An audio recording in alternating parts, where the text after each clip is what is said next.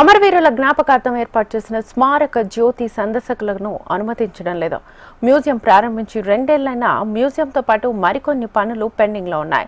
ప్రత్యేక తెలంగాణ రాష్ట్ర సాధనలో అసువులు బాసిన అమరవీరుల జ్ఞాపకార్థం ఏర్పాటు చేసిన స్మారక జ్యోతి గత ప్రభుత్వం ఎంతో ప్రతిష్టాత్మకంగా నిర్మించిన చారిత్రాత్మక కట్టడం.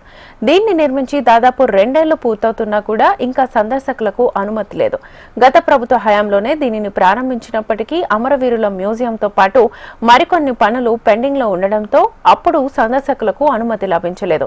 హుసేన్ సాగర్ తీరాన లుంబిని పార్క్ ను ఆనుకుని సుమారు 3.2 ఎకరాల విస్తీర్ణంలో చేపట్టిన తెలంగాణ అమరవీరుల స్మారకం ప్రపంచంలోనే అపురూపమైన కళాఖండంగా నిలిచింది. ఎలాంటి అతుకులు లేకుండా స్టెయిన్లెస్ స్టీల్ తో దీని నిర్మాణాన్ని చేపట్టారు. 85,000 చదరపు అడుగుల విస్తీర్ణంలో సుమారు 131 కోట్లతో నిర్మించారు. ప్రతిరోజు వేలాది మంది పర్యాటకులు నక్లెస్ రోడ్ కు వస్తుంటారు.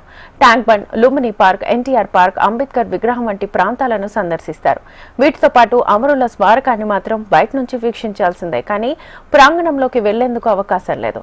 ప్రత్యేక తెలంగాణ రాష్ట్ర తొలి మలి ఉద్యమాల్లో అమరులైన వందలాది మంది జీవితాలు సమున్నతంగా ఉండాలని మ్యూజియాన్ని ఏర్పాటు చేయాలనుకున్నారు. తెలంగాణ ఉద్యమాలపై రూపొందించిన డాక్యుమెంటరీలను కూడా ఈ మ్యూజియంలో ప్రదర్శించేందుకు ప్రత్యేకమైన హాళ్లను ఏర్పాటు చేశారు. తెలంగాణ చరిత్ర, సంస్కృతి, ఉద్యమాలపై ప్రత్యేకంగా ఒక గ్రంథాలయాన్ని సైతం ఏర్పాటు చేయాలని భావించారు. ఇప్పటి వరకు ఈ దిశగా ఒక్క అడుగు కూడా ముందుకు పడలేదు. అమరవీరులు ఆనాడు ప్రత్యేక తెలంగాణ కోసం పోరాడి ప్రజలు, స్టూడెంట్స్, పెద్దోళ్ళు అందరూ కలిసి ఆడ ప్రాణాలు అర్పించిన చిహ్నానికి ఈ స్తూపాన్ని కట్టారు. ఈ స్తూపాన్ని అలో చేయలేదు, లోపల మ్యూజియం అది ఉందంటున్నారు. ఇంకా దాన్ని అలో చేయలేదు. 3 years అయిందైనా దాన్ని అలో చేయటం లేదు. అది చూడడానికి, హైదరాబాద్ అని చూడడానికి, అంబేద్కర్ స్టాట్యూని కూడా చూడడానికి మేము వచ్చాము.